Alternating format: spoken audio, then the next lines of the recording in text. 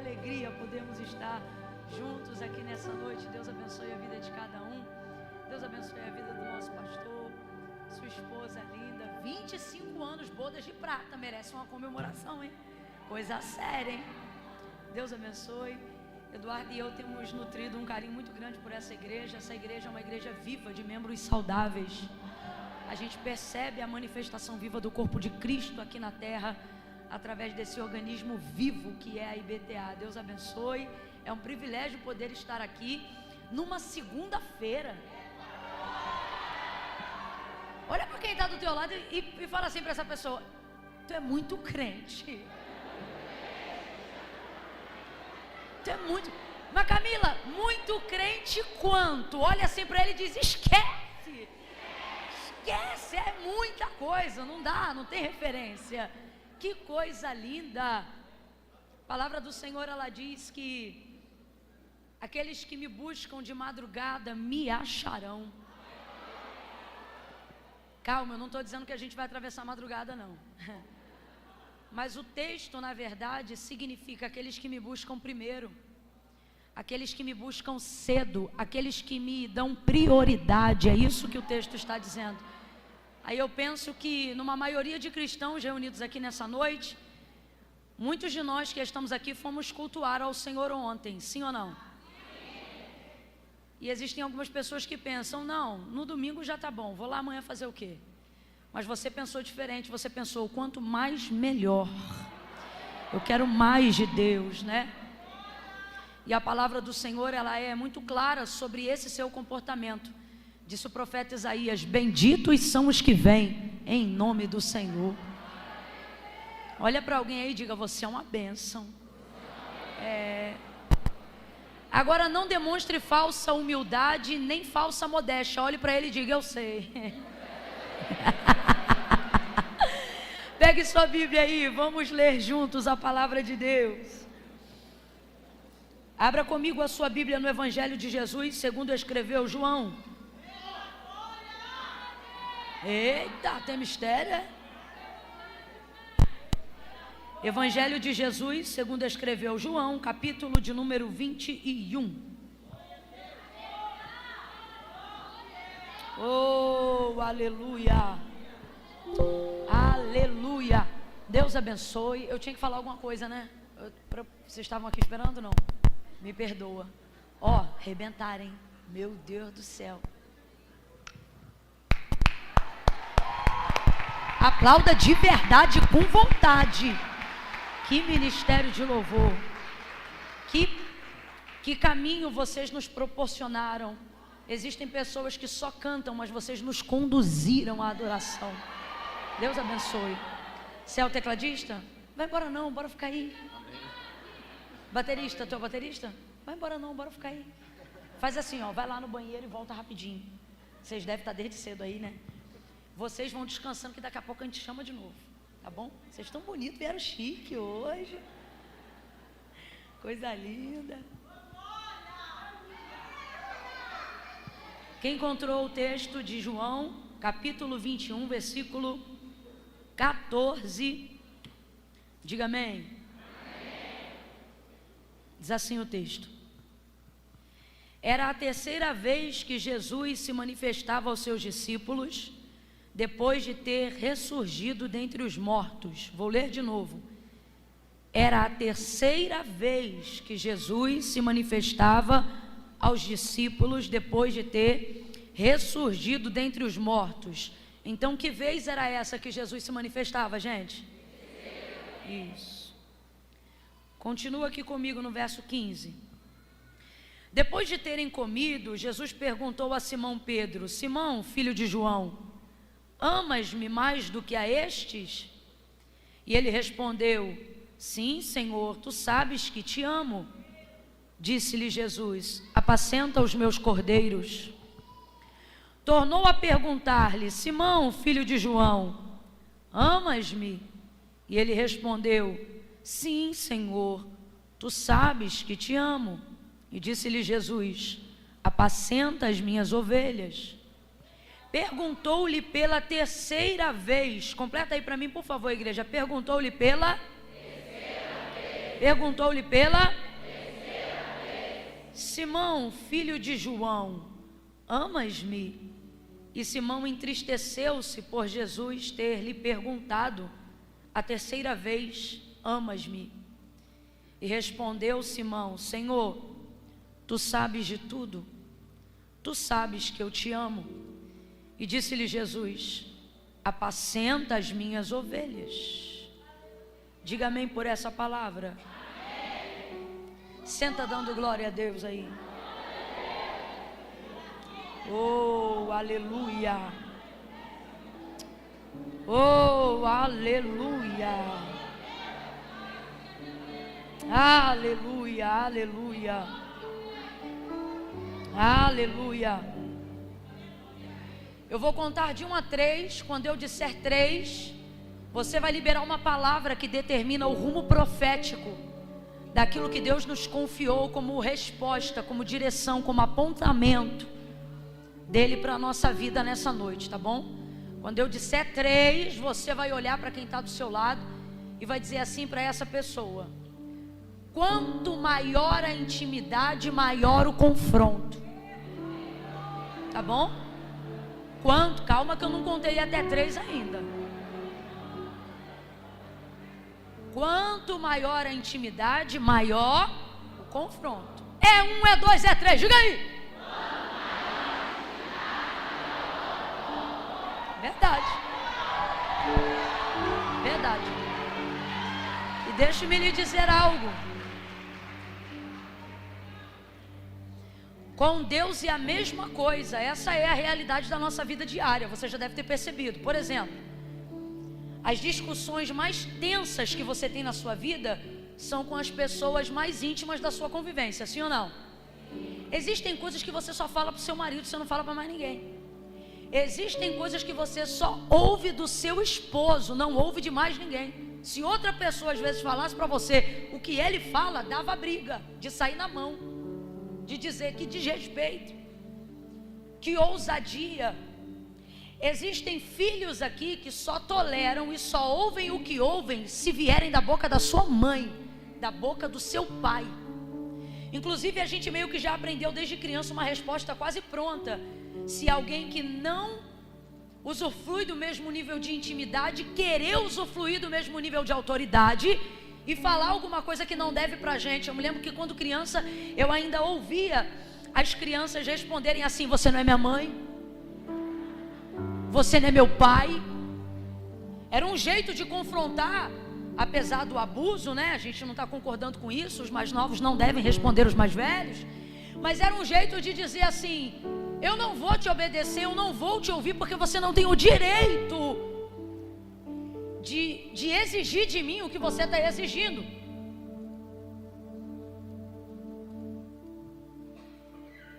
Então a intimidade, ela coloca a gente num padrão de proximidade muito grande com as pessoas.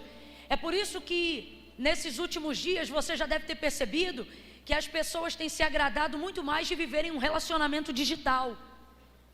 Porque numa era digital, você não precisa me conhecer realmente. Eu vou mostrar para você o que eu quero que você veja. Então eu vou te educar a gostar de mim do jeito que eu quero que você goste de mim. E numa relação que está sendo construída, onde eu posso montar um personagem perfeito, uma pessoa perfeita, virtudes perfeitas, eu não desenvolvo em você a liberdade de me chamar a atenção, porque eu construo em você a ideia de que eu não tenho defeitos. Só que a verdade é que proximidade revela defeito. Completa aí para mim, por favor. Proximidade revela defeito. E intimidade manifesta ousadia de cobrança, de autoridade, de confronto. E é por isso que intimidade é o tipo de coisa que a gente dá para pouquíssimas pessoas. Porque é prazeroso desenvolver intimidade dentro de um relacionamento, mas é também perigoso. Quem aqui já ouviu aquele ditado que diz assim: dá dinheiro, mas não dá intimidade? Compreendendo que intimidade é aquilo que você tem de mais precioso na sua vida. E no seu relacionamento com Deus é a mesma coisa. E infelizmente, tanto na vida pessoal quanto na vida espiritual, porque Deus é espírito e convém que em espírito Ele seja adorado, As pessoas estão se distanciando de um relacionamento íntimo, não porque não querem usufruir de uma intimidade, porque diga para mim, a quem a unção de Deus não atrai? Diga para mim, qual é o homem que não teria felicidade, ainda que reconheça que a glória é de Deus, de saber que Deus fala com ele como quem fala a um amigo? Diga para mim, quem não gostaria de saber que Deus passa pelas suas mãos para curar as enfermidades? Diga para mim, quem gostaria, ou melhor, quem não gostaria de usufruir de um ambiente de adoração, aonde sem remédio você tem calmante, sem psicólogo você se sente operado, sem bisturi você se sente curado? Quem não gostaria de usufruir desse nível de sobrenaturalidade, de intimidade com o Todo-Poderoso? Mas a verdade é que também, evitando o confronto, temos optado por um relacionamento superficial, para que assim profetas não nos encontrem no meio da multidão, para que assim o conserto de Deus não nos ache no nosso dia a dia. Existem pessoas que precisam revelar a magnitude do seu pecado, existem pessoas que não querem mais serem confrontadas, nem terem seus pecados denunciados, menos ainda confessados, porque elas preferem se deitar completamente e se relacionar com as paixões da carne, a fim de que não sejam mais cobradas, nem por igreja, nem por pastor, e nem mesmo por Deus. Elas então revelam o pior que há nelas, a fim de que tudo fique escrachado de maneira visível, para que ninguém se sinta no direito de fazer cobrança alguma. O problema é que com isso perde-se também um nível de intimidade, um nível de poder, um nível de autoridade, um nível de sobrenaturalidade, um nível de unção, de convivência, de alegria. Que você só alcança dentro de um patamar de intimidade. Assim como você só ouve coisas que a sua mulher é capaz de dizer para você, você também só usufrui da vida conjugal com a sua mulher, porque a nenhuma outra você teria essa mesma legitimidade. Assim como um filho só está disposto a ouvir determinados níveis de confrontos dos seus pais, sem manifestar nenhuma agressão, assim também existem privilégios que somente os filhos podem receber dos seus pais. Deus te trouxe hoje aqui para dizer, você escolheu o tema eis-me aqui, maravilha, relacionamento, intimidade, mas não se engane, a nossa intimidade não vai te roubar do meu confronto, a nossa intimidade não vai te roubar do meu confronto. Quanto maior é a intimidade, maior é o confronto. E por que isso é necessário? E eu não estou aqui para exercer peninha de você. E nem Deus está te tratando de maneira a se condoer com a sua dor, a se sujeitar à sua pressão. Desculpa, mas eu vou falar. E aos seus níveis de chantagem emocional em oração.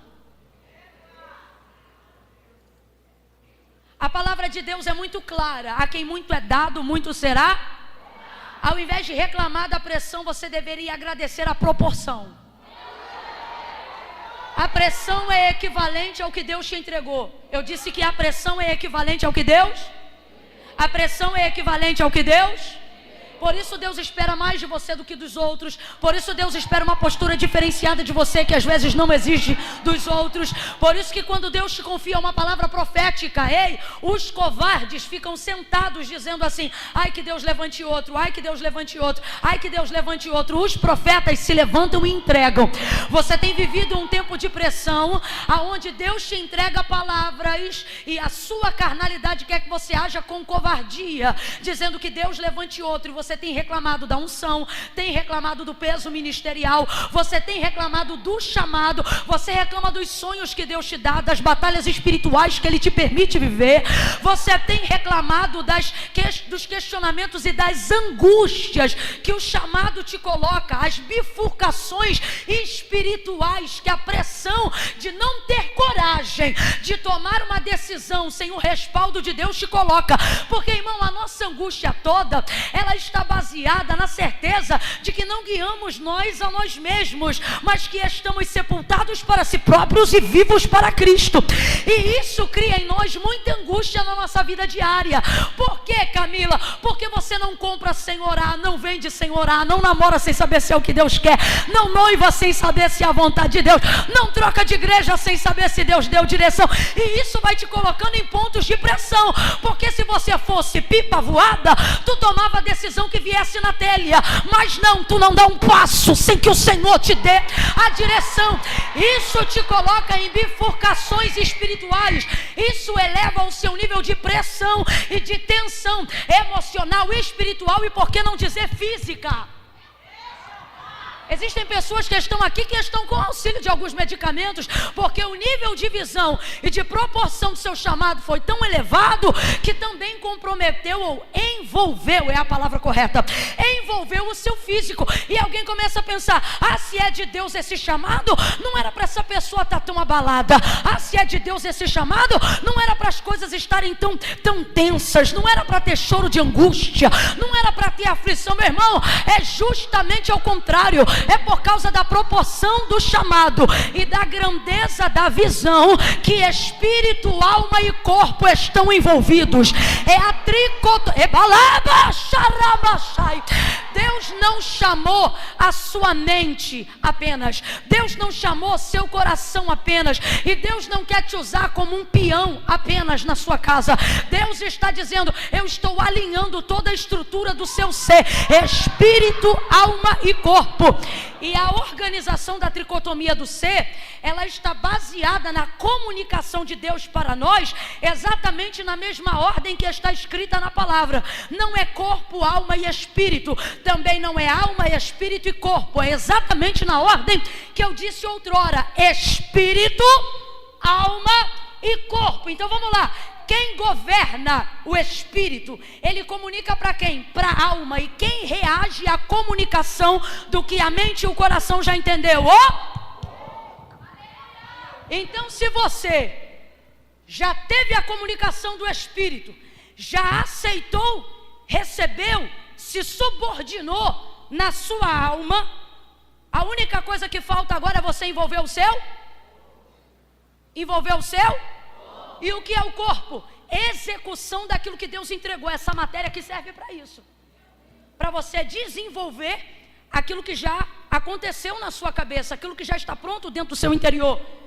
A maior parte das nossas angústias acontecem não porque não discernimos o comando do Espírito, não porque não temos certeza na nossa alma, porque temos, mas porque falta em nós ousadia para executar no corpo aquilo que Deus já entregou pelo Espírito e já convenceu a alma. Segundo ponto, se você crê no Deus que governa a sua vida, no Espírito que te chamou, se a sua alma já se convenceu dessa verdade e você coloca o seu espírito para conversar com a sua alma, como fez Davi. Por quê? Porque a alma não é, como é que eu vou dizer? A alma não trabalha sempre em concordância com o espírito. Ela não manifesta a vontade do espírito, ela manifesta a vontade das minhas emoções. Então, normalmente o espírito tem que converter, convencer, conversar com a alma.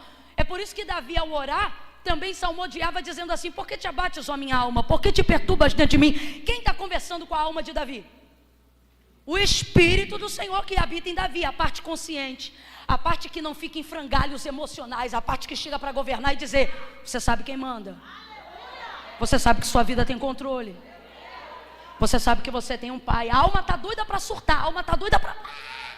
E o Espírito está dizendo: te controla, tu tem promessa, segura a tua onda, tu tem governo, tu está debaixo de uma palavra. A alma está doida para quebrar um prato, para dizer: eu vou surtar. E o Espírito está dizendo: não dá brecha para o diabo, segura firme, aguenta a ponta. Aí os nervos começam a entrar em frangalhos, porque duas partes indivisíveis. Eu disse duas partes o quê? Eu disse duas partes o quê? Indivisíveis. É uma mistura de eita com cima de eita. É uma mistura de Deus me livre com quem me dera junto. Essas duas coisas entram em diálogo ou conversa ou briga, dependendo de cada momento. E quem é que sente? O corpo. Ele não sabe se faz ou se não faz, se reage ou se não reage, se vai ou se não. E aí você sente problemas de nervos, as doenças psicossomáticas começam a se manifestar, teu cabelo começa a cair, você vai no médico, não tem nada, nem anêmica você tá, tem nada.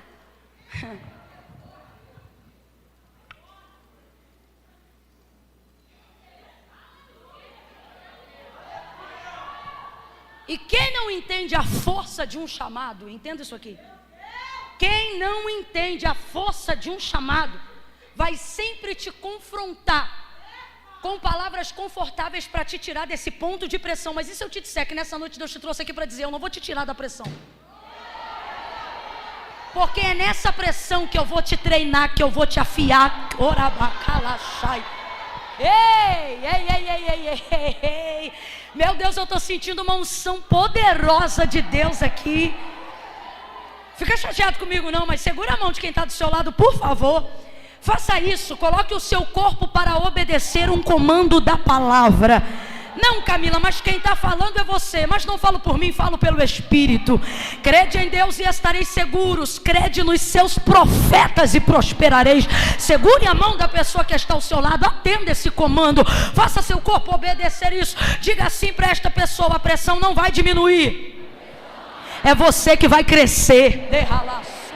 Diga para ele: a pressão não vai diminuir, é você que vai amadurecer, é você que vai crescer, é você que vai desenvolver.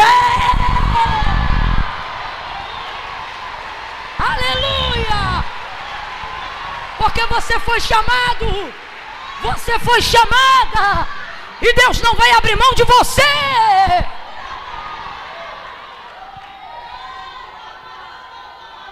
Quando a gente pega o avião, eles têm costume de comunicar quando chega a 10.000 pés. Tripulação, 10.000 pés. É um jeito de anunciar que a gente já vai entrar em voo de cruzeiro. Estabilidade. Então, qual é o maior momento que poca o ouvido, que dá aquela pressão, que quem tem alergia começa a ficar entupido de tudo que é lado? Enquanto ele está alcançando os 10.000 pés. Mas quando chega no voo de cruzeiro, a pressão já está estabilizada. Veja bem, não é que ela diminuiu, pelo contrário, quanto mais alto. Só que o corpo, as funções, a pressurização da cabine já se ambientou a realidade daquele voo. Só que até ele chegar a esses 10.000 pés, então eu vou perguntar: a pressão diminui? Pelo contrário, quanto mais alto, maior a. Então veja, a pressão não diminui, é a aeronave que já está pronta. É a pressurização da cabine que já está estável. Você entrou hoje aqui dizendo: Deus, me alivia. E Deus está dizendo: tu está quase pronta, tu acha que eu vou te aliviar agora? Você entrou hoje aqui dizendo: Deus, me dá um conforto. E Deus está dizendo: é ruim, a parte mais difícil já passou, você vai entrar em voo de cruzeiro já. Oh meu Deus! Só que eu venho da parte de Deus hoje aqui te explicar expressões, não para que você fuja dos confrontos, mas para que você aprenda a se comportar diante deles. Porque, irmão, ser provado no chamado não é fácil, mas fugir dele é muito pior. Veja a vida dos que fugiram, o quão frustrados eles são, o quão tristes eles são, o quão amargos eles são. Olha para quem está do teu lado e diga: só vai. Olha para ele e diga assim: porque eu nunca vi. Prega para ele e diz: porque eu nunca vi um voltar e ser feliz. Nunca vi.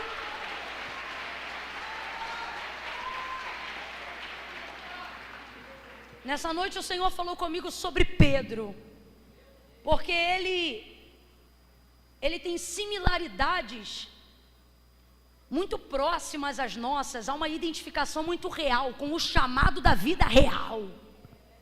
O chamado da vida real. O chamado dele começa em Lucas, capítulo de número 5. Redobra a sua atenção, redobra.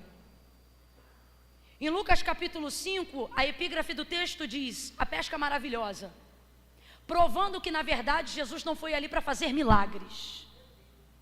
Aquela multidão que estava ali até viveu um grande milagre, porque o texto diz que Pedro já havia trabalhado durante toda a noite, não havia pescado nada, e ele era pescador. Completa aí para mim, ele era pescador. Só que se ele não pescasse nada naquele dia, a empresa dele não iria à falência, e nem ele ia passar fome por causa de um dia ruim de pesca. Ele podia até não ter uma boa pesca, mas tem como na casa de um pescador não ter um peixe? Tem como na casa de uma costureira, ainda que não tenha um rolo de tecido, não ter um retalho? Tem como na casa de um pastor não ter uma Bíblia? Você está entendendo o que eu estou querendo dizer? Tem como na casa de um carpinteiro não ter madeira? Pode não ter um carvalho, pode não ter um tronco para uma grama, mas tem como não ter resquícios daquilo que se trabalha? Não tem como. Então, se Pedro não pescasse nada naquele dia, ele não ia morrer por causa disso, a empresa não ia falir por causa disso, nem ele ia passar fome por causa disso. Tanto é que ele pode não estar realizado, mas ele está ali lavando as redes, compreendendo que no outro dia a vida continua. Só que nisto vem chegando Jesus à beira do lago de Genezaré, junto com ele uma multidão, pede o barco de Pedro emprestado, ele ministra aquela manhã, Pedro está lavando as redes e está ouvindo.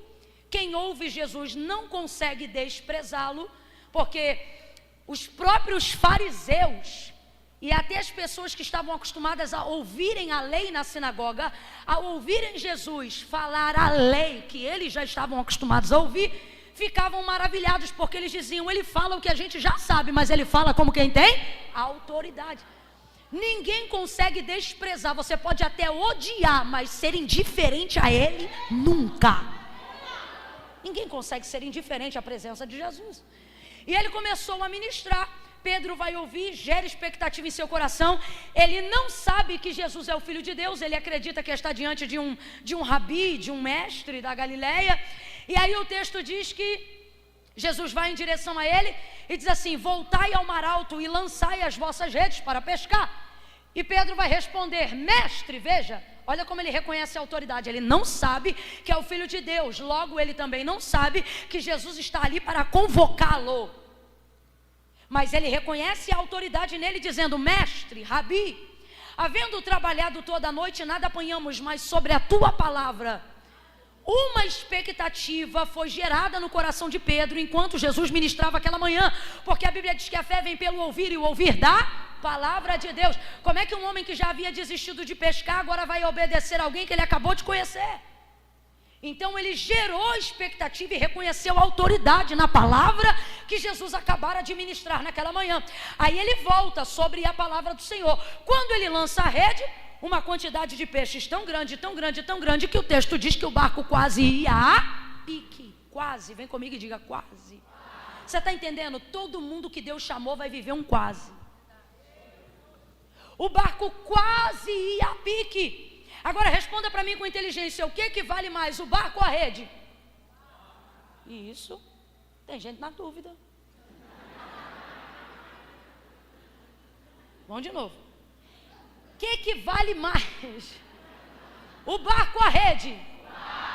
Vamos então para outro nível. O que vale mais, o barco ou a rede cheia de peixes? Tem gente que dividiu. Gente, o barco sempre vai valer mais, porque é o barco que dá condições da rede ser lançada. Entende? Vão fingir que não aconteceu. Então vamos lá para um outro nível. A rede cheia de peixes ou o barco vale mais? O barco. Só que quando a rede está cheia de peixes, o texto diz que ela começava a romper, a rasgar. E olha que doideira, ela está começando a rasgar, Bispo Alex, por causa da quantidade de peixes que foi o próprio Jesus que mandou e que introduziu sobre a sua palavra dentro da rede. Então, preste atenção, Pedro está num dilema que só quem tem chamado vai entender o que eu estou falando aqui.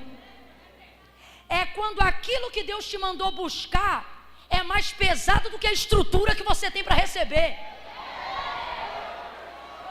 Você fica num dilema terrível quando a palavra que Deus liberou para você, ela tem uma unção de conquista tão forte, ela fala de uma promessa tão pesada, um ministério tão contundente, uma palavra tão sólida, uma unção tão poderosa, um dom tão precioso, que na medida que você vai em obediência, trazer para a superfície aquilo que Deus já te entregou, porque o que está acontecendo aqui no contexto de Lucas 5 é exatamente isso. O Senhor já liberou a palavra, o peixe já está na rede sim ou não? Já está na rede sim ou não? Só que o desafio não foi o peixe entrar na rede, foi Pedro trazer o peixe para superfície, para o barco. É o que Deus está dizendo, o que eu tenho para você eu já te dei.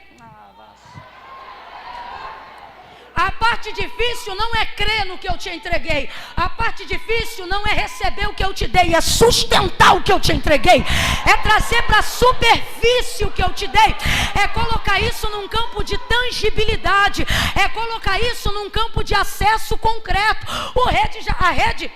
O peixe já estava na rede. Só que a dificuldade aqui é puxar, é trazer para cima, é evidenciar. Eu disse o quê? Qual é a palavra? Quando Eliseu, sucessor de Elias, pediu virtude dobrada do espírito que repousava sobre Elias, Elias disse assim para ele: tu me pediu uma coisa muito difícil. O que ele está querendo dizer? O que tu me pediu não depende de mim. Então vai ser da seguinte forma: eu vou te dar um sinal. Se tu me vires quando eu for tomado de ti, assim será. Se tu não me vires, não será. Ele fica apavorado com a envergadura da visão, porque está acontecendo no campo físico uma manifestação que se iniciou no espiritual. Um redemoinho de vento vem para catar Elias. A visão é tão gloriosa que Eliseu começa a gritar: meu pai, a expressão de judeu quando acha que vai morrer. Ele está apavorado, mas está de pé. Está apavorado, mas está aguentando, porque a palavra era o quê? Se tu me vires quando for tirado de ti, assim será. Se tu não vires, não será. Assim é o chamado, assim é a visão que Deus confiou a você, seja como pastor, como pai, como mentor, como líder, como empresário, como mãe. O que Deus está dizendo é: você só vai receber o que aguentar ver. Você precisa sustentar a visão. Ele pensa que vai morrer, mas não cai arrebatado não. Ele pensa que vai morrer, mas não se entrega não. O joelho dele certamente vai bater um no outro, mas ele não se entrega não. Olha o grito dele: meu pai, carros de Israel e seus cavaleiros. Elias sobe e some. Aí o texto diz que o que cai, quem lembra o que cai? O que cai? Agora responda para mim: a unção estava na capa? Não, porque senão quando o Eliseu tivesse pedido: é o que você quer, toma aqui, leva a minha. Mas ele disse: tu me pediu uma coisa difícil. O que isso significa? Porque o que você me pediu não depende de? Porque o Espírito está sobre mim, mas ele não é? Então vai depender de quem julga saber se você está apto para receber o que você está me pedindo. Então eu vou perguntar de novo: a unção estava na capa? Mas a capa era a capa não trazia a unção, a virtude do poder que Eliseu pediu, mas ela era a evidência de que já estava sobre ele aquilo que ele pediu. Então preste atenção, volta para Pedro.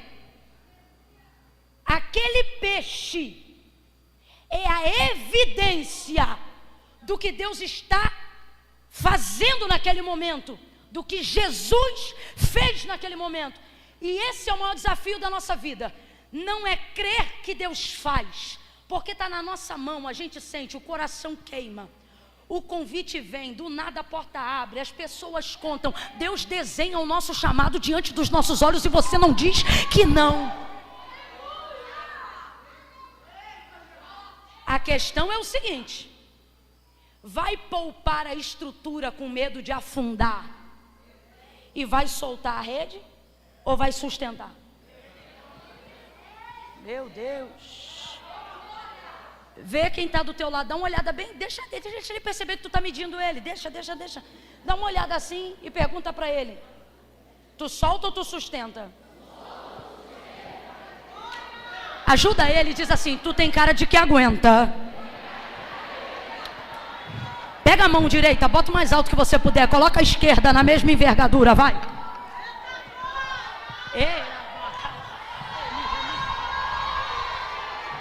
Pode vindo, meu filho. Bota a mão bem alto aí. No 3, tu vai estender essa mão sobre o ombro de alguém. Mas não é de qualquer jeito não. Você vai deixar essa pessoa perceber que ela não veio para uma noite de entretenimento gospel. Você vai deixar ela perceber que Deus a assentou do lado de um profeta, de uma profetisa do eterno, de alguém que tem unção na mão. Eita! Jesus vai aumentar a resistência da tua sustentabilidade quando essa pessoa impuser as mãos sobre o seu ombro. No 3, você vai botar a mão no ombro dele ou dela e vai dizer: segura firme que o teu chamado aguenta. É 1, é 2, é 3. Vai, vai, vai. Vai, vai, vai. Segura firme que o teu chamado aguenta. Sustenta, sacode ele e diz: sustenta, sustenta, sustenta. Vai entrar um pouquinho de água, mas sustenta. Vai parecer que vai afundar, mas sustenta.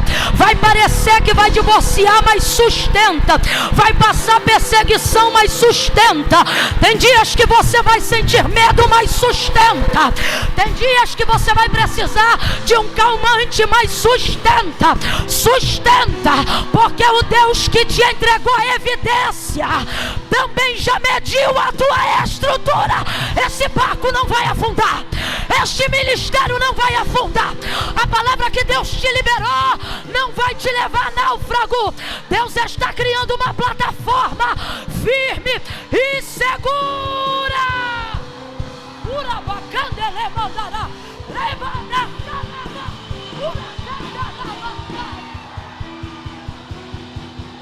Sustenta, sustenta. O Senhor me trouxe aqui nessa noite para dizer: vai valer a pena, vai valer a pena. Esse é um dos primeiros passos. Deus está confrontando. Deus está confrontando.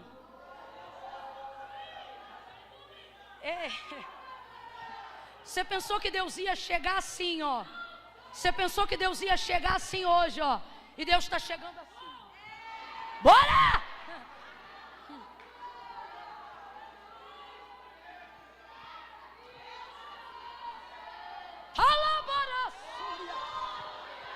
Ó, quando o Senhor deu o testemunho de Jó a Satanás, quando o Senhor disse assim a Satanás: tens tu visto o meu servo Jó? Não há nesta terra homem. Grava isso. Quando o Senhor deu o testemunho de Jó a Satanás, ele disse assim: não há nesta terra homem. Terceira vez, presta atenção. Quando o Senhor deu o testemunho de Jó a Satanás, Deus disse assim: tens tu visto o meu servo Jó? Não há nesta terra reto, íntegro, temente, desviado do mal como o meu servo Jó. Beleza. Ah, mas tu também serve a ele de balde? Deixa eu tocar no que ele tem para o Senhor ver quem ele é. Ok, toca no que ele tem. Porque ninguém diz para Deus quem a gente é. Ninguém diz para Deus quem a gente é. Deixa eu tocar no que ele tem para tu ver quem ele é. Toca. Mas esse toca não é toca para eu ver, toca para você ver, porque eu já sei quem ele é. Tem vezes que Deus permite uma ardente prova, não é para ele ver, é para que os outros vejam o que ele já viu em você. Então sustenta o testemunho que Deus quer dar de você. Aí veja, aí Jó, meu Deus, gente, a Bíblia diz que homem como provado como Jó, antes dele igual não houve e depois dele igual não haverá. Foi tanta prova que tem gente que nem acredita. Há uma corrente teológica que nem acredita que Jó foi de fato um homem, mas acredita que o livro tem todo um contexto poético, porque não baseado na crença de que ninguém aguenta ser tão provado como foi Jó. Então é como se fosse a tipologia de um homem ideal. Eu prefiro crer como está escrito, que houve um homem na terra de Uz, que foi de confiança, íntegro, sincero, reto, desviado do mal e temente. E aí o que acontece? Jó vai ficar atordoado, porque a prova dele é muito grande. E o Senhor chamou ele para dar testemunho, porque chamado é isso, não é para dar testemunho de quem eu sou, é para dar testemunho de quem? Vou falar melhor. Chamado não é para dar testemunho de quem eu sou, é para dar testemunho de quem me chamou. Entende? Então, Jó começa a ficar atônito.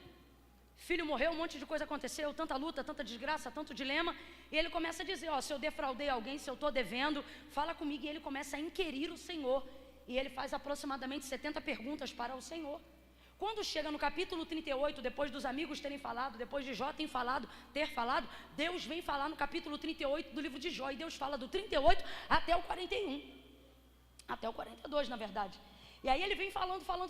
Só que olha que interessante. Quando Deus se apresenta para falar com esse Jó, que foi provado, que é temente, que é íntegro, que é legal, que é o testemunho do Senhor, que é a pessoa que Deus próprio escolheu para dar testemunho diante de Satanás, e etc. Olha isso. Deus não vem chegando, meu filho. Deus não vem chegando dizendo, meu filho, eu te entendo, olha essa prova, mas calma. Não, olha como é que Deus chega. Falou todo mundo. Quando Deus vem falar, você pensa que Deus vai chegar e vai afagar ele, vai cuidar dele, vai consolar ele. Aí Deus chega e diz assim, cinge os teus lombos como homem, e eu falarei contigo. Você acredita que essa é a primeira frase que sai da boca de Deus em direção a Jó? Quando depois de tanta súplica Deus decide falar, olha como Deus chega. Cinge os teus lombos como homem, e eu falarei contigo. É porque era outro nível, mas se fosse hoje é como se Deus dissesse assim, o nível do que eu te confiei não permite esse nível de comportamento me inquirindo. Porque quando eu dei testemunho de você a Satanás, eu disse, tens tu visto o meu servo Jó? Não há nesta terra. Então, cinge os teus lombos como? Sabe o que Deus está dizendo? Sustenta o testemunho. E você pensa que Deus vem consolando? Vem não, irmão. Ele vem rasgando, dizendo, você quer me perguntar? Vou te fazer algumas perguntas também. Se tu fores capaz de me responder alguma, eu me calo para ouvir e responder as suas. Se tu és sábio e entendido, Jó, diga-me, aonde tu estavas quando eu lançava os firmamentos sobre a terra? Porque eu não me lembro de ter te visto lá. Rapaz, Deus vem rasgando. Deus diz assim, Jó, se tu és sábio e entendido, que isso aqui significa o seguinte, se tu achas que pode debater comigo, responda para mim como é que se formam os ossos no ventre da mulher. Podes tu dizer a treva onde é o limite dela? O oceano das águas porventura te obedece? A Leviatã porventura teme a você? Jó, onde tu estavas quando eu lançava as nuvens sobre o globo? Jó, onde tu estavas? E podes tu coordenar o celeiro de onde eu escondo a neve? Mano, ele vem rasgando Jó, ao ponto de que no verso 11 do capítulo 41, ele diz assim para Jó, diga-me primeiro, quem primeiro me deu para que eu tenha obrigação de retribuir-lhe? Tudo que está debaixo do céu é meu. Meu Deus! O que Deus está dizendo rasgado na cara de Jó é isso aqui, está me cobrando o que, rapaz? O que é que eu te devo?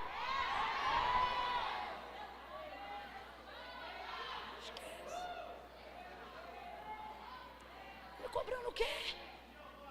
Aí quando Deus fala tudo, Deus diz assim para ele, agora fala o que você quer dizer, eu vou te responder. Aí Jó, sábio como era, ele diz, agora eu me calarei, eu me inclinarei. Por que Deus confronta? Porque não quer perder a intimidade. Vou perguntar de novo. Por que Deus confronta? Por que Deus aperta? Por que Deus estreita? Por que Deus não tem peninha de você?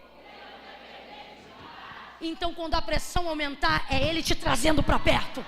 É Ele te confrontando e dizendo, ei, Eu não quero de você só serviço, eu quero de você amizade. Eu não quero de você só serviço, eu quero de você relacionamento. Eu não quero fazer de você um incubador do meu projeto, eu quero fazer de você um administrador da minha obra. E sereis meus amigos, se fizerdes o que eu mando. Mas é impossível viver com Deus em intimidade se não houver diante dele subordinação. Por isso ele confronta. Volta para o chamado de Pedro e eu vou concluir em João 21. Olha isso, Deus o chama, traz para a superfície. Por isso nós estamos falando sobre sustentar testemunho. Irmãos, eu queria lidar com essa conferência hoje como uma grande onda de mover espiritual, mas eu estou vendo em letras garrafais aqui, ó, seminário, ebalavassúria. Deus está dizendo, hoje eu estou reformulando a sua mentalidade acerca da maneira como eu te chamei. Eu não quero você ver você saindo daqui reclamando do chamado que eu te dei.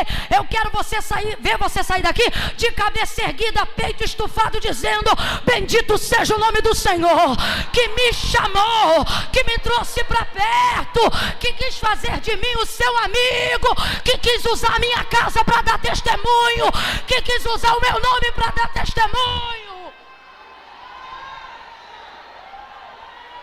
Sustenta. Vou contar de 1 a 3 e você vai gritar e vai dizer sustenta. É 1, é 2, é 3, diga. Sustenta. Eduque a sua alma, diga de novo, 1, 2, 3. Sustenta. Diga para ela, 1, 2, 3. Sustenta. O Senhor não nos deu espírito de medo, nem de covardia, mas espírito de fortaleza. Sustenta isso aí, minha filha. Não é fácil para ninguém não, tá? Você sai desse fantástico mundo de Bob. Não é fácil para ninguém não, mas para quem foge é mais difícil. Então, sustenta. Pedro sustentou, e isso deu a ele legitimidade. Isso não mostrou para Jesus, porque Jesus já sabia quem era. Mostrou para ele que ele era capaz de sustentar momentos de pressão, de aguentar coisas difíceis. E mais do que tudo, ele era capaz de crer que quem está debaixo da palavra de Deus quase vai a pique, mas não afunda. Ele viu que o barco corria risco, mas ele se lembrava, eu não vim aqui por causa de mim, eu vim aqui debaixo de uma, é a palavra que te sustenta. Quando você achar que está faltando fé, na verdade o que está faltando não é fé, é memória. Você está se esquecendo das coisas que Deus falou para você.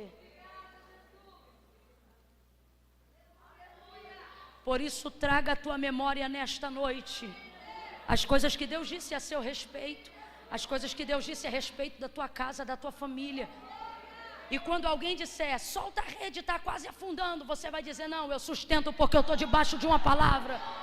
Não vai afundar, não vai afundar, não vai afundar, não vai afundar.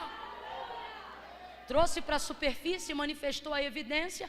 Na hora que ele viu que o que ele estava vivendo era obra de milagre, ele vai se aproximar de Jesus e vai dizer assim, afasta-te de mim, porque eu sou um homem pecador e tu és santo. Então qual foi a primeira palavra que Pedro verbalizou no dia do seu chamado? Para Jesus que o chamava, afasta-te de mim. E eu tenho para mim que esse é um dos motivos do porquê Jesus está chamando ele. Jesus ama quem tem consciência de que não era digno. Essas pessoas têm consciência da graça. Elas não se envaidecem. Elas reconhecem que não são dignas do lugar que Jesus as chamou para ocupar. Afasta-te de mim, porque eu sou um homem pecador e tu és santo. Aí Jesus vai dizer o que para ele? Segue-me. Veja, enquanto ele queria se afastar, Jesus queria se... Igualzinho você. E você que está hoje aqui dizendo que é afastado, que é desviado, não é nada, tu é chamado.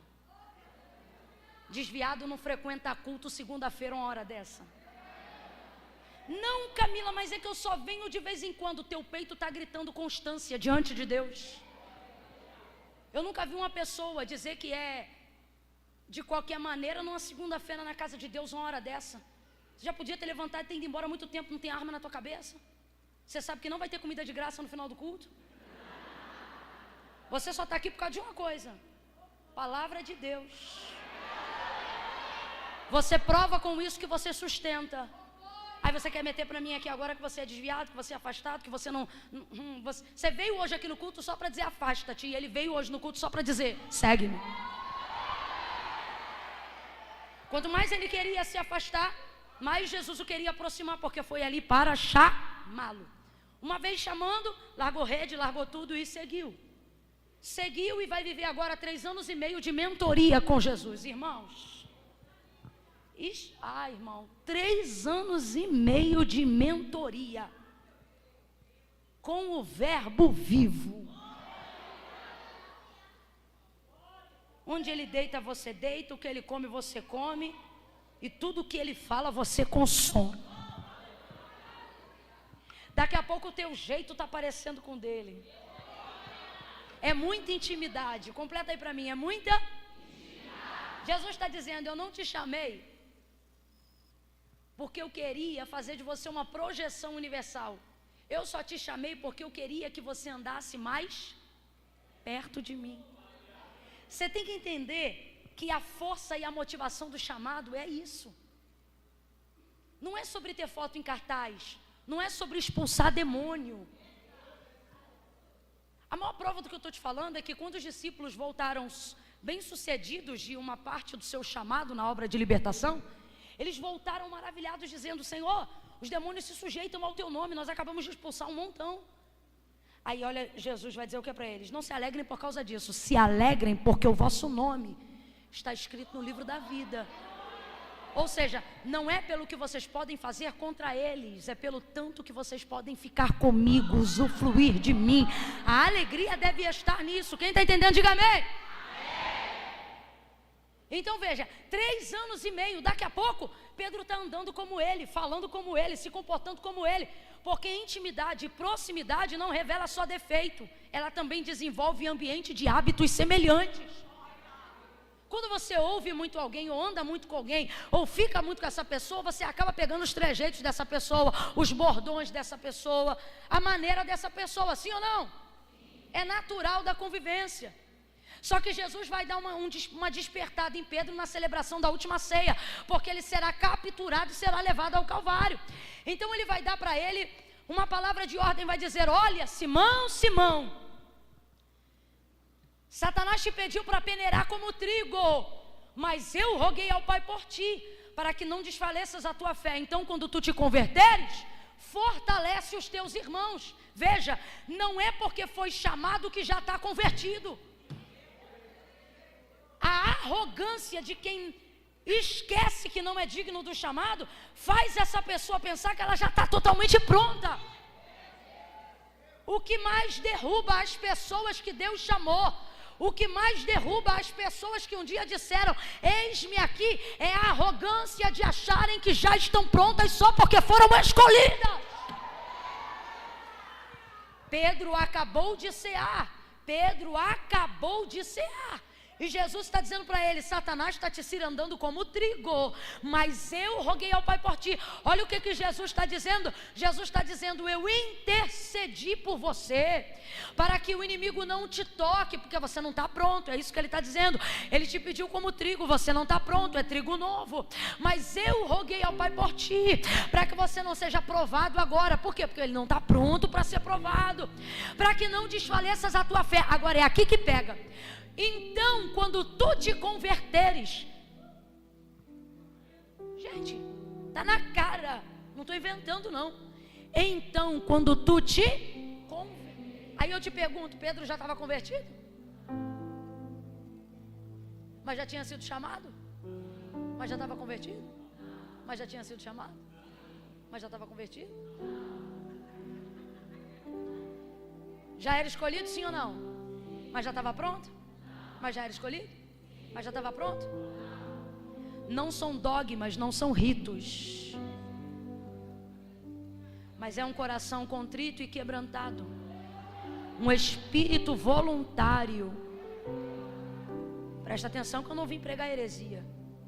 Eu não estou dizendo que você não tem que estar atrelado ao corpo de Cristo. Membro fora do corpo morre, apodrece. O que eu estou dizendo é que o que valida o seu chamado não são os ritos que você manifesta do lado de fora. Ele tinha acabado de o quê? Mas não estava o quê? Mas é a obra que você deixa ele fazer do lado de... Agora veja como Jesus é tão generoso, que ele entende que a obra do lado de dentro pode não estar pronta, mas você já está apto para começar a desenvolver o chamado, desde que você aceite que a obra comece. Ele não espera você terminar o seminário para poder manifestar uma unção sobre a sua vida. Ele não espera você ter 10 anos de igreja para te habilitar para algo que ele te escolheu fazer. Estou falando verdade ou mentira? Não, muitas vezes ainda andando, cambaleando, ele já começa a te moldar, ele já começa a queimar teu coração e a dizer para que te chamou. Sim ou não? Sim ou não? Sim. Então quando tu te converteres, fortalece teus irmãos. Mas há aqui uma palavra de esperança também. Olha o que ele está dizendo. Agora você não está convertido, mas quando ficar, vai ficar tão bom que vai ter fé para fortalecer os outros, vai ter fé para convencer os outros. Resumindo a história, que eu estou falando aqui do chamado de Pedro, nós vamos terminar no capítulo 21. No dia que Jesus é crucificado, vai se cumprir o despertamento que Jesus deu para ele e não ouviu. Olha aqui para mim. O confronto não é porque você peca. Ele também vem porque você peca. Mas o confronto antes de vir, depois que você pecou, é sobretudo para que você não peque. O confronto da ceia foi: Pedro, Satanás está te cirandando. O que isso significa? Vigia, fica ligado. Eu roguei ao Pai por você para você ter livramento. Então presta atenção. Quando tu te converteres, o que eu estou dizendo? Eu estou vendo que você não é convertido, mas você vai se converter. Vai dar tudo certo, mas fica ligado. Olha como o abençoado responde: estou pronto.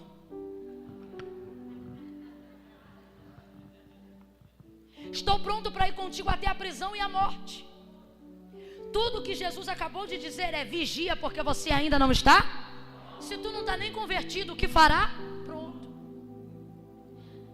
Pedro, ainda hoje, antes que o galo cante 3 vezes. Quantas vezes? Quantas vezes? Tu me negarás. Ah, gente, que tristeza. João conseguiu introduzir ele no pátio que dava para onde Jesus estava próximo a ser julgado. Ele entrou. Quando ele entrou, tinha uma fogueira. Acompanha comigo. Quando ele entrou, tinha uma fogueira. Ele sentou ao redor daquela fogueira para se aquecer. Jesus está sendo julgado do outro lado. Alguém olha para ele, porque lembra, são 3 anos e meio de mentoria. Já fala parecido, anda parecido, tem um jeito parecido. Porque a intimidade que tem confronto, o melhor da intimidade não é o confronto, o melhor da intimidade é a intimidade. Uma mulher olha para ele e diz assim: tu és um dos tais. Você está maluca? No medo ele diz: tu estás louca. Por que ele sente tanto medo? Porque não estava pronto. Eu não conheço ele. Aí passa mais um pouco, daqui a pouco vem um homem e diz: és um dos tais. Eu te vi com ele. Ele diz: eu não sei do que você está falando. Segunda vez. E então vem alguém e aponta com assertividade dizendo: você está entre eles, você é um dos dele. Ele diz: eu nunca o vi. Agora vamos lá. Por que Jesus chamou a atenção dele depois da ceia? Se os 12 brigaram na ceia, os 12 não, os 11, porque Judas já tinha saído na última ceia. Teve uma discussão forte entre os 11 depois da ceia. A discussão foi quando? Que ceia era essa? A última ceia. Então era uma ceia muito importante, foi a melhor ceia que eles já tiveram.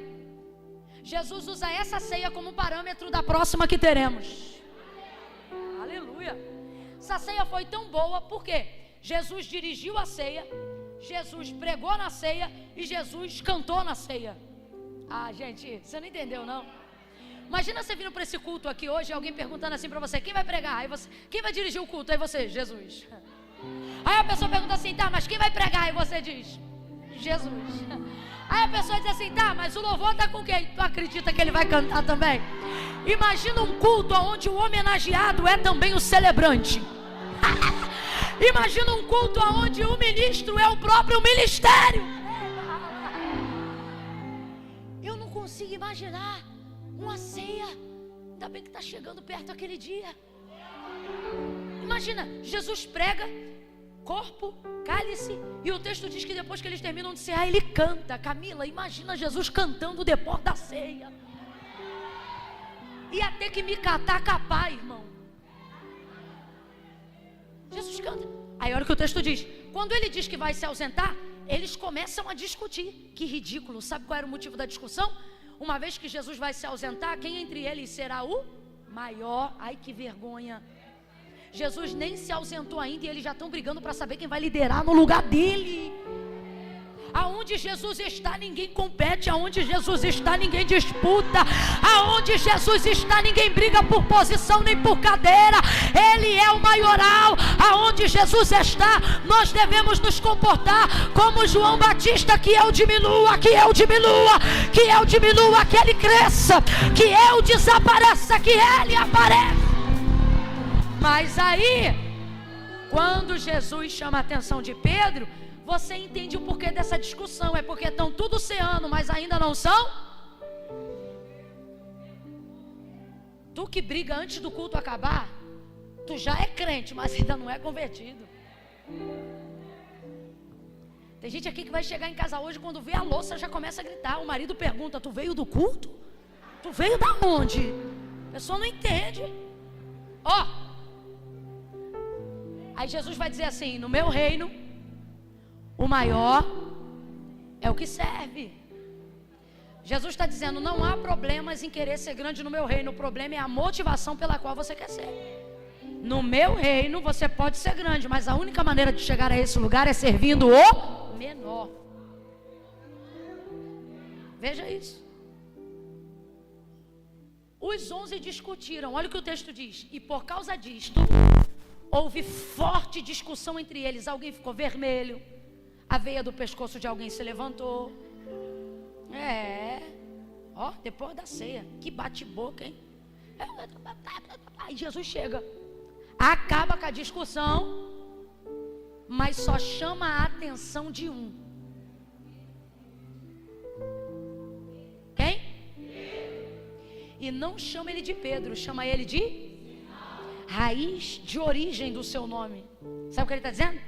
Não estou falando com o que eu chamei hoje. Estou falando com a tua natureza caída, com o teu nome passado. Só chamou a atenção de Simão. Por quê? Porque ele só tinha proeminência de liderança para um entre os 12. Quem era ele? Tu és Pedro. Sobre esta edificarei a minha, e as portas do inferno não. Quem foi o primeiro apóstolo da igreja? Quem dirigiu os demais depois da assunção de Jesus Cristo em Atos 1? Quem coordenava a oração da igreja primitiva? Quem dividia os horários? Quem dirigia a igreja? A quem muito é dado, muito será. Agora vamos lá, tem como alguém brigar sozinho? Foi Pedro que brigou sozinho? Se houve forte discussão entre eles, significa que quantos brigaram? Quantos? 12 não, gente, Judas já tinha vazado. Quantos brigaram? Quantos brigaram? Quantos foram advertidos? Não. Advertidos. Mas quem foi imprensado? Quem foi confrontado? Quem foi repreendido? Você diz assim: eu não sei porque tem coisa que só acontece comigo. E Jesus está dizendo: porque tem coisa que eu só vou fazer com você. Então eu não vou dar para você o que os outros pensam que é um privilégio. Escute isso aqui: não ser confrontado por Deus não é um privilégio, é uma derrota. E aí eu não estou falando dos discípulos, porque todos foram advertidos. Eu estou falando daqueles que pensam que podem vir para a casa de Deus e continuar com vidas e mazelas e pecados como se nada tivesse acontecido. Sabe por quê? Porque Deus não fala com eles no sonho, Deus não fala com eles na boca de profeta. Eles não se sentem confrontados por uma palavra como essa. Eles não desejam ser cristãos melhores. E eles pensam: comigo, meu relacionamento com Deus é de boa, Deus não me repreende nada. E você só pensa em pisar fora da linha, Deus já levanta profeta que marcha e bota dedo na tua cara. Você só pensa em fazer uma coisa errada, Deus te dá um sonho pior do que de um pesadelo. Você só imagina de fazer o que não deve, o temor do teu corpo, do coração te abraça de tal forma que você começa a pensar até que vai morrer. Tu pede perdão até por pecado que não cometeu, de tão apavorado que tu fica. Aí você diz: puxa vida, Deus, o outro tá no 7º casamento, tu não fala nada. O outro já trocou de igreja 400 vezes, é o 4º ministério que ele abre, e eu aqui, Senhor, te servindo em fidelidade, e é só lapada, pega de um lado, pega do outro, vai para cima, vai para baixo. Senhor, tu me ameaça até com leito, dizendo que até em leito tu vai me colocar se eu não fizer a tua obra, e o outro lado tu não fala nada. Jesus está dizendo, está reclamando de quê? Com ele eu já não falo há muito tempo, mas com você eu ainda falo, e nisto está a glória do teu chamado, nisto está a glória do teu chamado. Pega na mão de quem está do teu lado, segura aí, segure a mão de quem está do seu lado, segure a mão de quem está do seu lado, aperta a mão dessa pessoa e diz: ele te estreita, te aperta, repreende, castiga, disciplina, porque ele tem intimidade, ele te ama, ele te ama. Isso não é ódio, isso é amor. Isso não é ódio, isso é zelo. Isso não é ódio, é ciúme do Espírito Santo. O teu chamado está na mão dele. Então agradece a pressão, agradece as aflições, agradece as angústias e sofre o bom combate como um combatente de Cristo.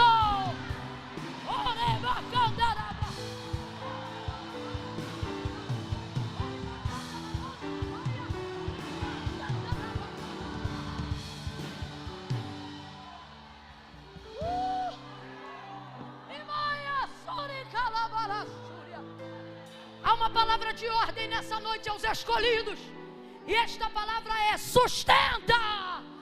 Qual é a palavra? Qual é a palavra? Qual é a palavra? Sustenta. Ei, senta aí que eu vou pregar mais 15 minutos.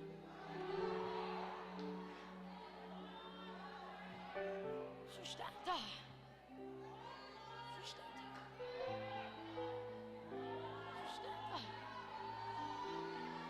Deixa eu explicar um negócio aqui para vocês, e vocês sabem disso muito bem. Dia 2 agora, de junho, tive a alegria de julho, tive a alegria de fazer 18 anos de casada com meu marido.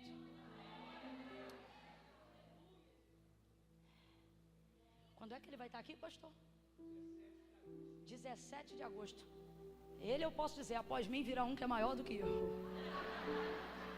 Quem esteve aqui no Ouça, que nós ministramos aqui? Aquele dia Eduardo pregou tanto, que aconteceu uma coisa que nunca aconteceu em todos esses anos. O pessoal me via ali, sabendo que eu ia ter que vir depois dele. Léo, Camilo, o pessoal dizia assim: calma, Deus é contigo. O pessoal, eu tenho um amigo que ele botou a mão no meu e falou assim: amiga, fica tranquila que eu estou orando por você, Deus vai te usar também. Daqui a pouco veio o terceiro, estou falando sério. Veio o terceiro e falou assim: calma, Deus é contigo. De tanto que ele pregou, foi um absurdo. Tá maluco, o que foi aquilo?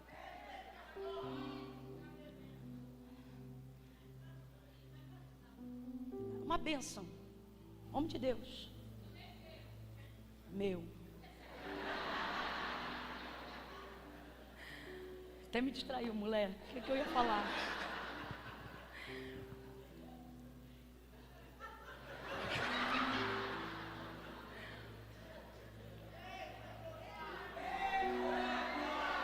Que poder que um homem tem sobre uma mulher, né, pastor? Enfim, ele vai estar aqui dia 17. Fiz 18 anos de casada com ele. Estou tentando lembrar, calma aí. Era uma coisa que tinha a ver com o que eu estou pregando.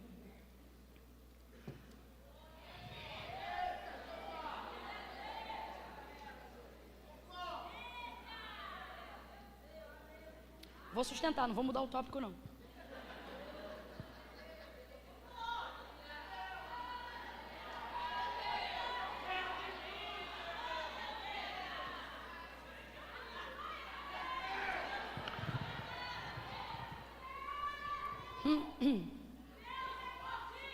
Amém. Lembrei. 18 anos de casada com ele. Quando foi ontem, hoje ele fez um post falando sobre a maturidade dos 18 anos, né? Que no casamento não define os 18, mas que ele almejava fazer 18 porque ele tinha a lembrança da autonomia, porque desejava tirar a carteira de habilitação, e aqui no Brasil a gente só pode tirar a carteira, ainda é assim? Com 18 anos. E isso fala sobre a nossa autonomia, legitimidade para poder fazer algo que só o tempo vai te habilitar a fazer. No chamado, irmãos, você não pode desprezar o fator tempo. Existem coisas que só o tempo é capaz de maturar a legitimidade de uma autoridade que Deus já te deu. Por exemplo, Jesus disse assim aos seus: ficai em Jerusalém até que do alto seja revestido de poder. Isso ia levar tempo. Agora veja, Jesus já havia delegado poder e autoridade sobre eles, muito antes da descida do Espírito Santo, mas isso ainda era uma palavra e não uma evidência real, que só seria legitimada com a descida do Espírito Santo. Jesus havia dito para eles: vocês entrarão em lares, casas, aldeias, cidades, pisarão serpentes e escorpiões. Se vocês declararem a paz se estabelecerá sobre aquele lugar, e vocês também terão autoridade de removerem a paz daquele lugar, se vocês não forem bem recebidos. Vocês comerão coisas mortíferas, e essas coisas não lhes farão dano algum. Aí ele diz assim: porque eu vos dou poder.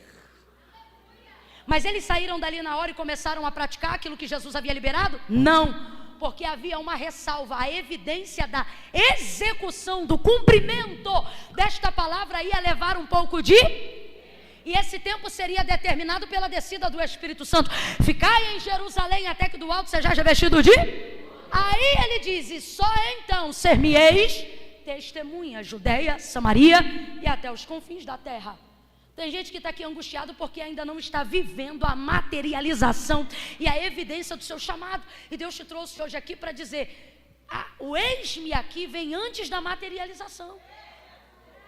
Você diz eis-me aqui, e a materialização vai levar um tempo de maturação para você desenvolver isso. Então, não fique ansioso, só siga, só vá. Veja, 3 anos e meio de mentoria, andando com ele, comendo com ele, ouvindo diretamente dele, mas negou ele. Quantas vezes? Isso é grave. Eu disse que isso é? Não vem para cá querer trazer teologia para mim de que o que Pedro fez não foi tão grave quanto o que Judas fez. Não é comparando pecado que você vive transformação, é se arrependendo. Não é olhando o tamanho do pecado do outro para tentar medir o tamanho do seu, é olhando para o seu. É uma conversa fiada de gente que não consegue progredir no chamado, porque preste atenção, o pecado ele até te afasta de Deus, mas o que te mantém distante é a hipocrisia, de tentar diminuir o que você tem consciência que você fez.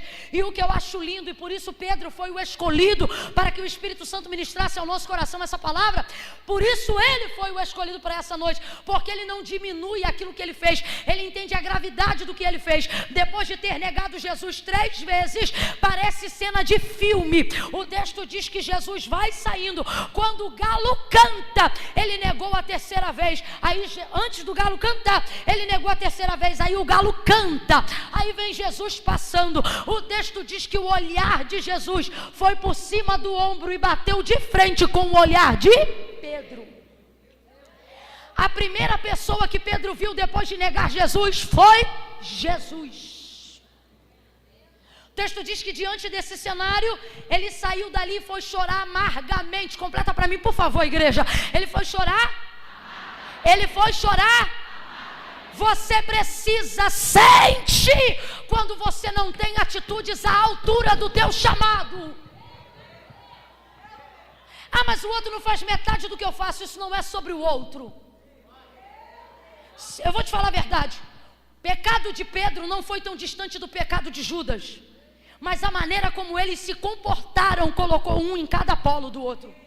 Então não é sobre aquilo que eu ou o outro comete, mas é sobre a maneira que nós nos comportamos diante daquilo que nós cometemos. Não é sobre pecadinho, não é sobre pecadão. Você quer ver uma coisa que me aborrece na internet? É quando alguém manifesta a evidência de algum pecado, ou alguém está apontando às vezes até um crime, e aí embaixo nos comentários a pessoa vem: pior é fazer tal coisa, pior é fazer coisa e tal, pior é pastor que faz isso, pior é crente que faz aquilo. Isso não é uma disputa sobre quem faz mais desgraça. Isso é uma régua sobre quem quer se consertar. E eu não consigo me consertar diminuindo o que eu fiz diante da grandeza de erros que os outros cometeram. Quem peca não se justifica, confessa. Foi isso que Pedro fez e eu acho isso tremendo. Ele não se justifica, ele confessa, mas olha o contexto. E agora eu encerro no 21. Ele ficou mal, muito mal. Só que ele já tinha sido chamado e ele já era escolhido, e a unção da proeminência já estava sobre ele. Olha isso. Quando você é chamado, mas fica fora do teu chamado, tu continua sendo influente. O problema é que tu leva as pessoas ao erro. Ele está na beira da praia, voltou para aquele lugar onde Jesus chamou ele, e eles estão meio que entediados. Aí ele diz assim: eu vou pescar. Aí os outros dizem: vamos contigo também. Olha o poder da influência. Se ele dissesse: vou para a sinagoga, os outros diriam: vou contigo também. Se ele dissesse: vou orar, os outros diziam: vou contigo também. Você está entendendo por que Deus te cobra de um jeito diferente que não cobra os outros? Porque lá na tua casa, se tu disser assim: vou dormir até meio-dia, eles dizem: vou dormir também. Tem alguém rindo porque sabe que é verdade.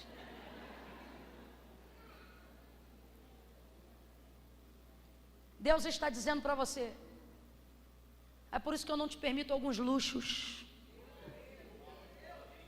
Não é porque você não merece, não é porque eu não te amo, é porque eu sei o tanto que você influencia. Você quer ver uma coisa que te aborrece? O tal do todo mundo pode menos eu. E não é nada às vezes ligado nem a pecado nem a moralidade, ok? Simplesmente está ligado à influência. Uma peça de roupa boba, que é só uma peça de roupa no corpo de outra pessoa, mas se for no teu corpo, você diz: Jesus, tem nada a ver, minha denominação permite, minha igreja permite, dogma religioso da minha instituição permite, e ele diz: todo mundo permite, menos uma pessoa. Eu não permito. Isso aí é intimidade, é ou não é? É intimidade, é você e Deus. Mas é por quê? Dependendo do raio de envergadura da tua influência. Olha que doideira. Pedro está dizendo: vou pescar. Eles dizem: vou também. Qualquer outra coisa que ele dissesse: se eu for, os outros diriam: também vamos contigo. É por isso que Deus aperta. Aí se liga. Jesus morreu, e eu fecho a Bíblia aqui. Pedro negou e não teve oportunidade de pedir perdão. Mas ele ainda está em processo de arrependimento.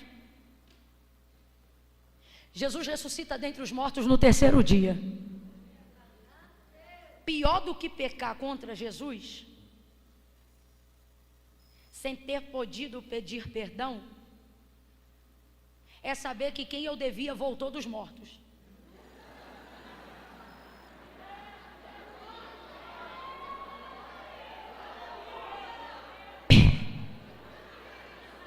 Pensa numa fatura bem alta de cartão, bem alta, de um cartão que não é teu, que alguém te emprestou.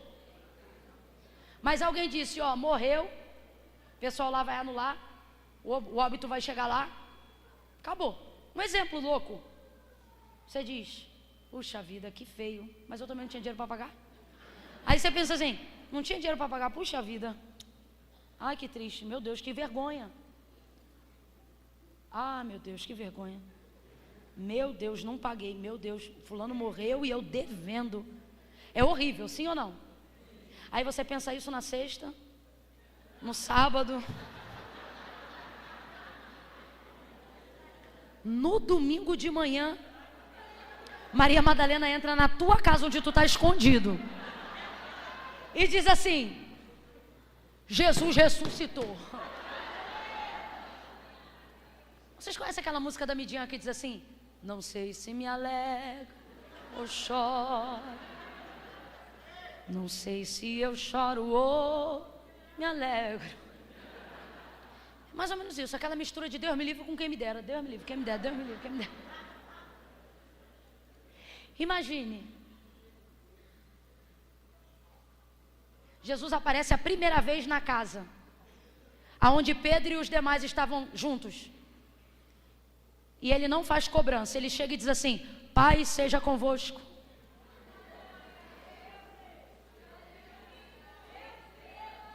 Vem comigo, eu estou encerrando, eu prometo que eu estou mesmo, eu também não aguento mais, espera aí.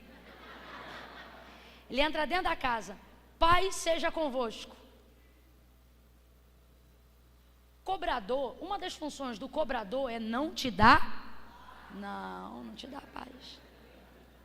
Jesus chega na casa onde eles estão, pastora, e diz, paz seja convosco.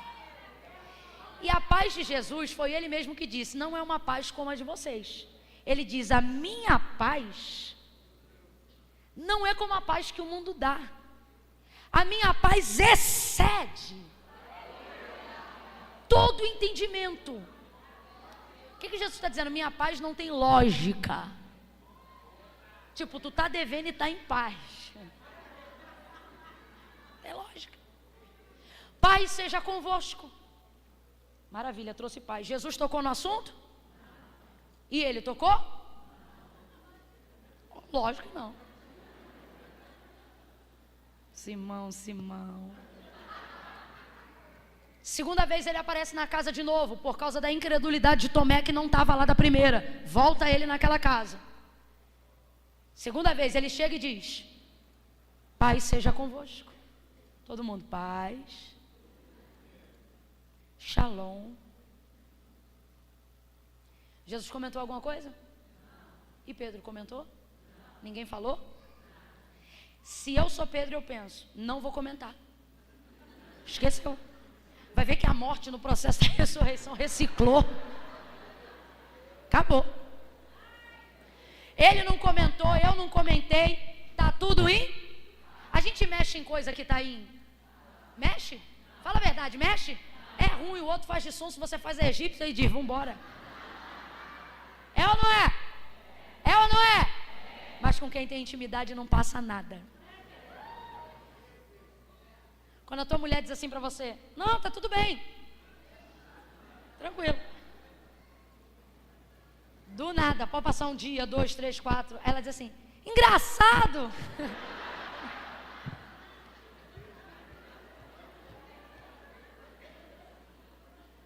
Não deixa passar.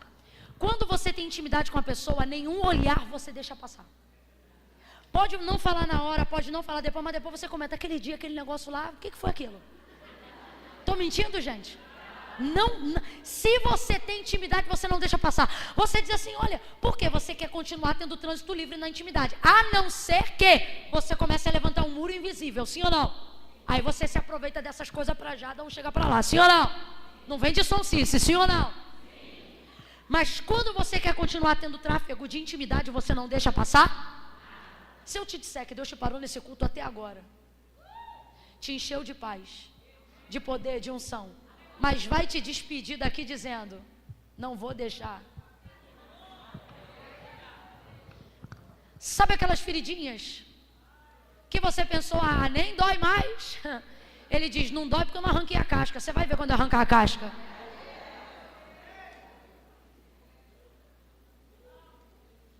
Ele está dizendo para alguém aqui, a fim de preservar não o nosso relacionamento, mas o nosso nível de intimidade, eu não vou deixar passar nada. Agora, bispo, olha que coisa tremenda. Não falou a primeira vez, não falou a segunda vez. Aonde Pedro estava na terceira vez? Lá, no mesmo cenário. Não era a mesma praia, mas era o mesmo cenário. Barco, rede e os outros. Jesus passa na beira daquela praia e diz assim: filhos. Jesus, quando é bom, mas quando ele quer confrontar, ele é melhor ainda. Filhos, tens de comer? Aí João, não. Como quem diz, olha, a gente não tem nem aqui, vai que ele está pedindo comida também. É tipo isso. É porque se romantiza muito, mas o texto é isso. Não. Aí o homem, que eles não sabem que é Jesus, diz de lá: joga a rede para o lado direito. Direito fala de destra, direito fala de justiça, direita fala do que é reto. Nas entrelinhas Jesus está dizendo: volta para o caminho. Nas entrelinhas Jesus está dizendo: não chamei vocês para isso, por isso que não está dando certo. Nas entrelinhas, você está me entendendo? Joga para o lado direito. Direita. E direita. E direita. Direita. Aí eles pegam a rede, jogam para o lado direito. Parece um déjà vu. Tranco no barco. Deu um tranco, porque não era uma multidão como antes, mas eram 153 grandes peixes. Tranco no barco, puxa. Quando puxa, olha o déjà vu de João. Pedro, é o Senhor, Pedro. Pedro é o Senhor. Pedro, a crise da culpa. Se vê, quando o pastor te encontra na rua. A crise. A crise de Pedro. Caiu, rapaz, ele deu um mergulhão na água. Tchubum. Me ajuda aí, que agora senão vai descer muito seco. Se jogou dentro da água. Bota assim um...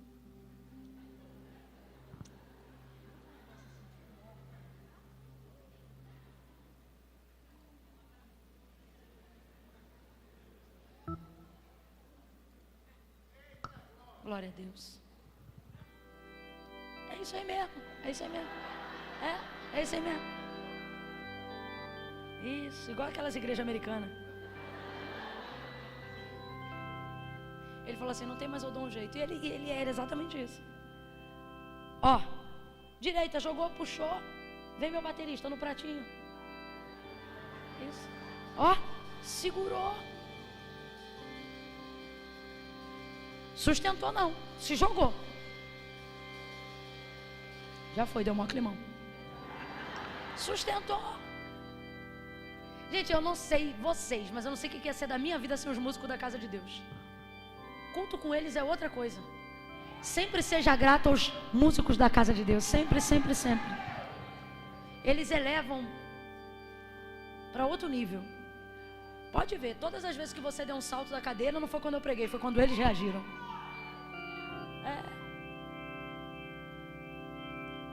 Aí veja, se jogou na água, tomou um susto. Os discípulos, João e os demais, vão levando o barco com a rede e os peixes para a margem. Hein, Pedro? Rapaz, quando você está fora da posição, tudo fica mais difícil. Até a fuga. Volta nadando de braço, para na margem da praia, bota a roupinha. Quando eles chegam na margem da praia, do lago, Camila, mas é praia ou é lago? É lago, mas em Israel esse lago é muito grande. Cada banda dele a gente chama de praia, mas acredite, é lago. É porque é muito grande e abastece toda Israel. É lindo, Deus te dê a graça de um dia poder ir em Israel. E aí, quando para lá, vai acontecer igualzinho está escrito no Inário da Harpa Cristã da Assembleia de Deus. Tem no fogo peixe e pão, E Jesus que os convida. E aos Blay. Vem cear, o mestre chama. Vem cear. Mesmo hoje tu te moles saciar. Poucos pães multiplicou, mas em vinho transformou. Em faminto a Jesus vem cear. Tem brasa, tem peixe, tem pão e tem Jesus ao redor daquela fogueira. Aí olha o que o texto diz, isso é muito sério, olha o que o texto diz. E era esta, João faz questão de escrever, e era esta, quem lembra? Não falou na primeira, não falou na segunda, mas ao redor de uma fogueira, onde Pedro negou Jesus. Agora vem ele para tratar do assunto em que vez? Ao redor de uma. Ai, ai, ai, ai, ai. Tem como ser mais intencional do que isso? Tem não? Na verdade, para Jesus tem. Ele deixa para tratar na terceira vez, ao redor de uma fogueira, e ele pergunta quantas vezes? Deus não vai deixar você esquecer do que Ele quer te lembrar.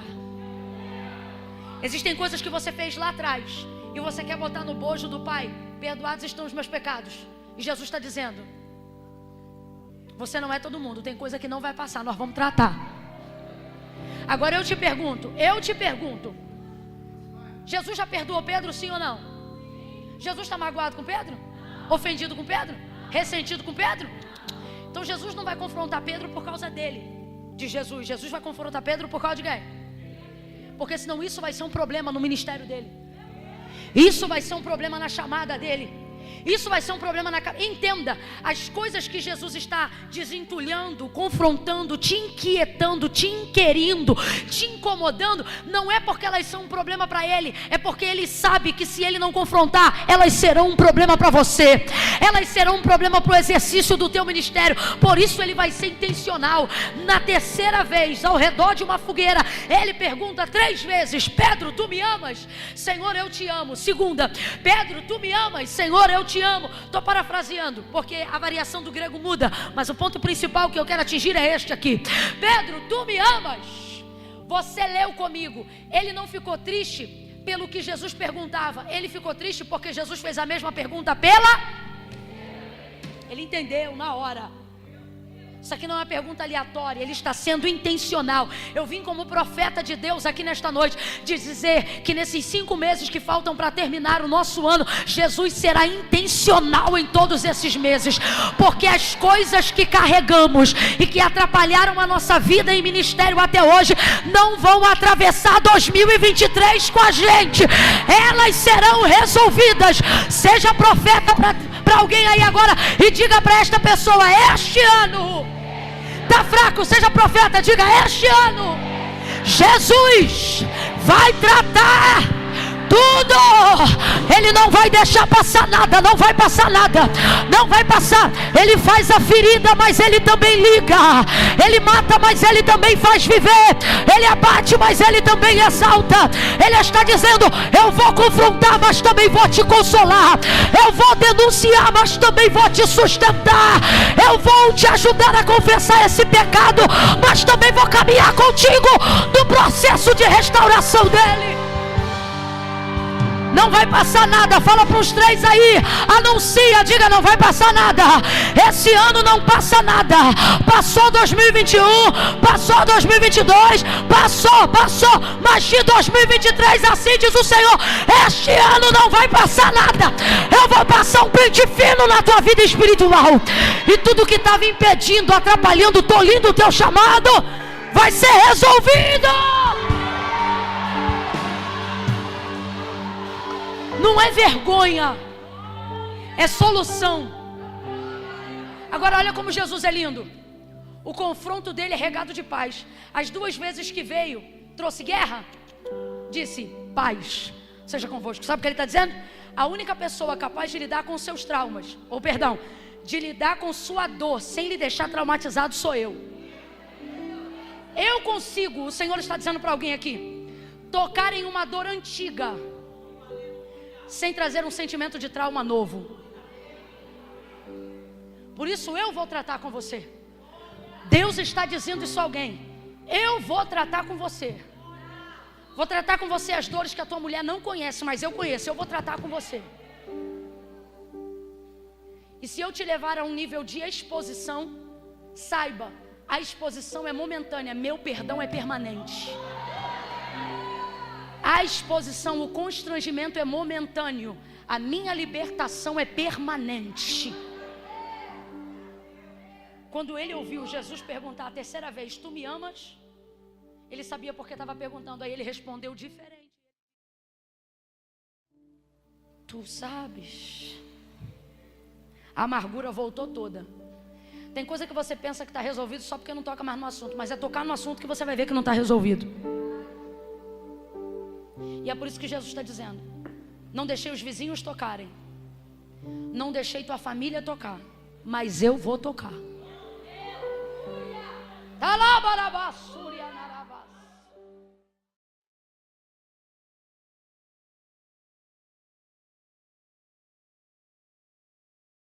Sabe, Senhor, que eu te amo. Eu acho lindo, isso aqui a gente tem que aprender com Pedro. Olha isso, tu sabes, Senhor, tu sabes tudo. O que é isso, tu sabes tudo? Tu sabes que eu te neguei, tu estava lá, tu me viu. Eu me lembro, tu te lembra, eu me arrependo, tá doendo. Eu não confessei, tá aqui a chance. E etc, etc, etc. Essa é a parte do tu sabes tudo, ok? Mas tem a parte do tu sabes tudo. Tu sabes que eu te amo.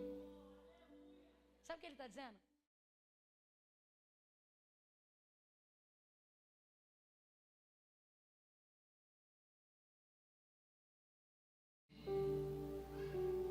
Tu sabes que eu não sou perfeito? Tu sabes que eu errei? E eu sei que tu sabes que eu sei e me arrependo. Mas tu também sabes que o meu amor é verdadeiro. Tá aí uma coisa que esse Pedro tem.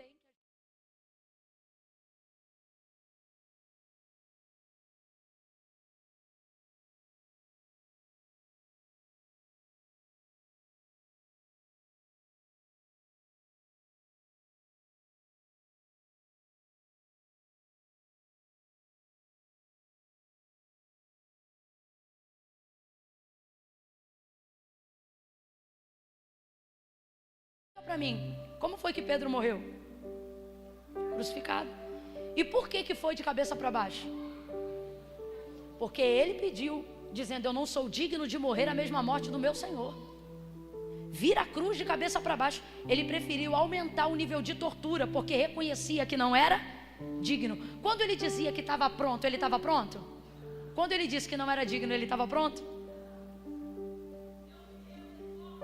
Você está entendendo a maturidade do seu chamado? Quanto mais pecador você se sente, não é porque você não está pronto, é porque você está ficando cada vez mais maduro. Então veja, não é a sua falta de prontidão que te afasta do chamado, porque Jesus vai te usar assim mesmo.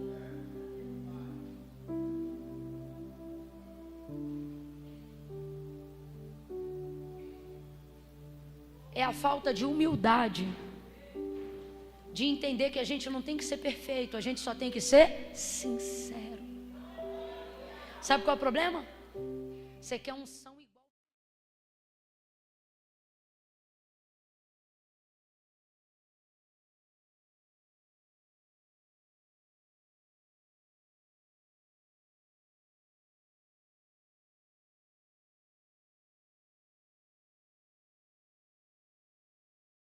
Pelo número quantitativo de agendas,